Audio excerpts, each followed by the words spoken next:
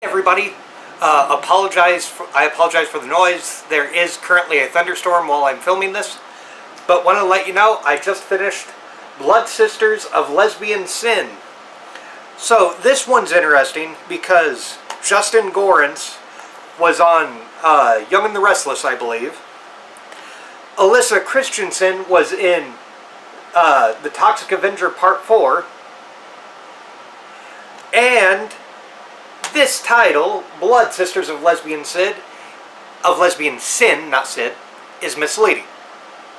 So, the guy with the sword over here, his name is Monk. Okay? These three are all members of a covenant. Okay, so witches. You got it? Witches. Here's the thing though. The movie starts off with a vampire, so you're dealing with vampires and witches. The movie's competent. It's nothing to write home about. It's not the worst of the Troma bundle. It's not the best either. What I will say is that the lesbian sin is very misleading. Because that makes you think there's a whole lot of lesbianism going on, and it's just one scene, maybe two, that I can see. Or at least one scene that I know of. There might be two in there, because I did get up and use the bathroom once and forgot to press pause and didn't want to go back. So, the original title of this, from what I understand, is Blood Sisters. Now, Lloyd does do an intro on here. And in the intro, he mentions that the director of this also directed Sucker the Vampire. So, I should have paired this with Sucker the Vampire, but I didn't know. So instead, the next movie that I'll review is Bikini Swamp Girl Massacre. But again, Blood Sisters of Lesbian Sin, do I recommend it?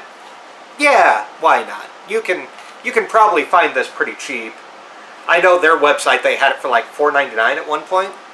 So, sure, pick it up for $5. You might like it. It feels more like a more adult Buffy the Vampire Slayer, if that makes sense, where there's nudity and there's fight scenes, but the fight scenes aren't too terrible. It reminded me more of Buffy. Maybe it's because I watched Buffy recently, but yeah. The other thing I'll mention is I did see this on my local video store shelf a lot. It doesn't say when this came out, but I do remember seeing this on the shelf a lot in the B section, and I'm like, what in the world is this? So, am I glad I watched it? Yeah. Would I go out of my way to, rewatch it and watch it again? Probably not. Once I watch Sucker the Vampire, might I do a double feature? Sure. So, yeah, pick this up if you can find it cheap enough. Give it a watch for yourself, and hopefully you all will enjoy it. So yeah, thank you for watching, and I'll be back with my review of Bikini Swamp Girl Massacre from the director who did Meatweed and Madness and Meatweed America. I was not a fan of those, so. Bikini Swamp Girl Massacre. The good news is that it is I don't want to say more competent film, but it does not have the feel that Meatweed America and Meatweed Madness did. Those felt like skits almost, or a play, and I just remember focus not being there. This at least looks like a movie. Now, this is called Bikini Swamp Girl Massacre.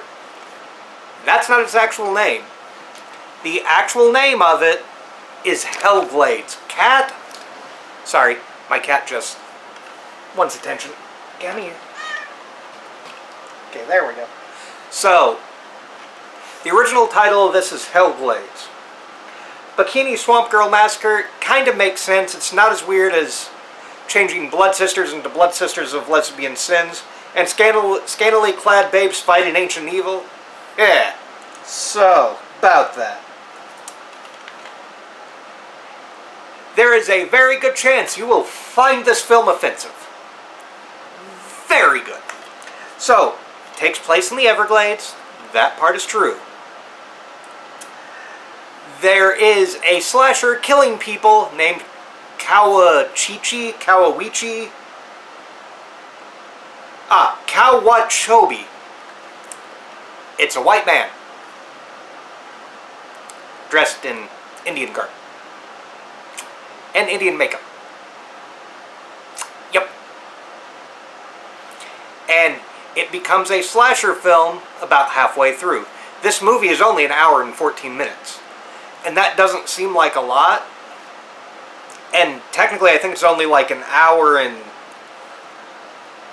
10, maybe an hour and 11, because the rest are the credits, where there are blooper reels over the credits. Like I said, it's not as bad as Meatweed America and Meatweed Madness. I did not like the plot of this. I did not like the killer. And there is a very dumb time jump to 6 months later at the very end that I'm not going to ruin, but it is dumb. I don't recommend getting this, even if you find it for $1. This one I have owned for quite a while, since I own Meatweed America and Meatweed Madness. And I am not a fan of this one at all. So, I guess if you find it on streaming and you find girls in bikinis and maybe a little bit of nudity fascinating, go for it. But otherwise it just looks like, honestly, it looks like Aiden Dillard took a vacation to Florida and filmed a bunch of his friends there.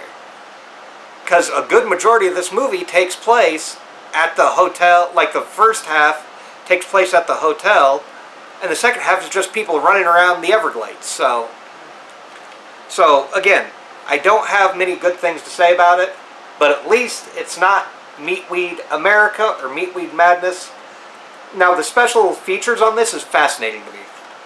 There's outtakes and a trailer for Bikini Swamp Girl Massacre, and the only Troma stuff on here, shockingly, are trailers. And there's also a Lloyd on crowdfunding, which I think is Make Your Own Damn Movie. But